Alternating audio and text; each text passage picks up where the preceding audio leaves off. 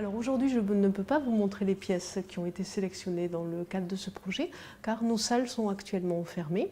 Nous sommes en période de préparation de la réouverture de nos salles qui aura lieu en septembre 2012. Donc pour le moment, les pièces ne sont pas visibles, mais elles le seront prochainement. Dans le cadre de ce projet, nous avons choisi de travailler sur des stucs et sur des céramiques de l'époque nasride.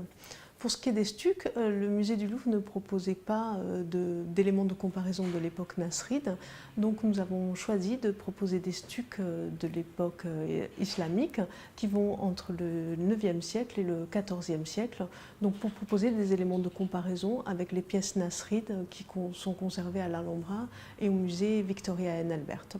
Pour ce qui est de ces stucs, ils proviennent soit de fouilles, ou bien ils ont été achetés sur le marché de l'art.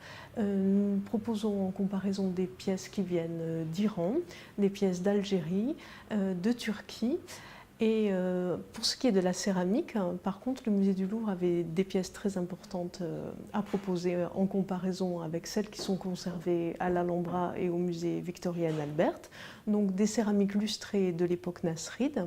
En particulier, un grand fragment d'Azulejos au nom d'un des sultans nasrides de Grenade qui a régné entre 1408 et 1417.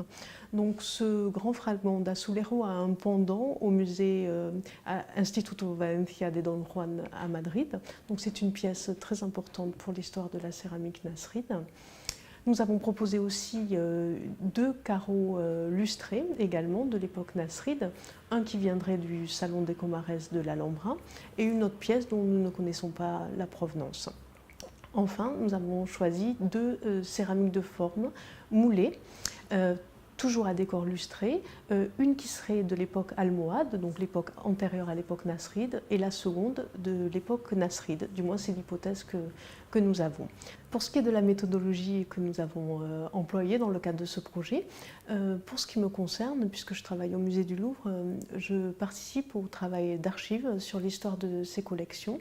Donc nous avons cherché à savoir comment ces céramiques et comment ces stucs sont rentrés dans nos collections, en particulier les céramiques de l'époque nasride, puisque ce qui est intéressant, c'est de comprendre comment ces pièces sont sorties de l'Espagne et de l'Alhambra au cours en particulier du 19e siècle et du début du 20e siècle. Donc je m'occupe de la partie archivistique, mais aussi des relations avec le laboratoire que l'on a pu voir dans le cadre aussi de ce projet. Donc je coordonne les analyses qui sont faites sur les céramiques au C2RMF et ensuite j'établis un dialogue avec les chercheurs pour que les résultats des analyses purement mathématiques soient interprétés du point de vue historique. Pour ce qui est des céramiques, donc, je travaille avec mes collègues dans le cadre des analyses. Donc, un des objectifs, c'était d'essayer d'y voir un peu plus clair sur les ateliers de production à l'époque nasride en Espagne. Donc, ce sont des ateliers de production essentiellement urbains. On pense en particulier évidemment à la capitale, Grenade, mais aussi à Almeria et à Malaga, qui sont deux grandes autres villes importantes. L'historiographie en fait a déjà beaucoup réfléchi sur les questions des provenances de ces céramiques, leur lieu de fabrication. Donc ça c'est un point sur lequel on travaille en collaboration avec nos collègues du laboratoire et puis évidemment en lien avec tout ce qu'on sait du point de vue historique sur l'histoire des ateliers de potiers nasrides. Voilà.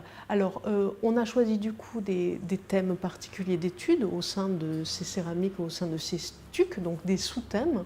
On va en particulier travailler sur la céramique architecturale lustrée que nous avons sélectionnée, donc des pièces à la fois du Louvre, du V&A et de l'Alhambra. Donc on a mis en commun nos céramiques architecturales lustrées et on va essayer d'apporter quelque chose de nouveau à l'histoire de ces céramiques architecturales.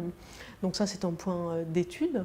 Nos collègues à l'Alhambra vont se pencher en particulier sur l'étude des azulejos du Salon des Comares, puisque chacune des trois institutions possède dans ses collections des azulejos qui viennent de cette partie de l'Alhambra. Donc on essaie de comprendre comment ils sont partis de l'Alhambra et quelle est l'histoire de ces azuleros.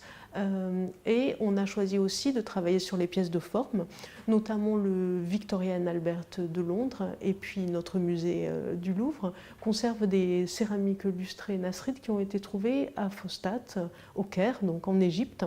Donc on va essayer de comprendre comment ces pièces sont arrivées en Égypte et l'histoire de leur venue dans nos collections.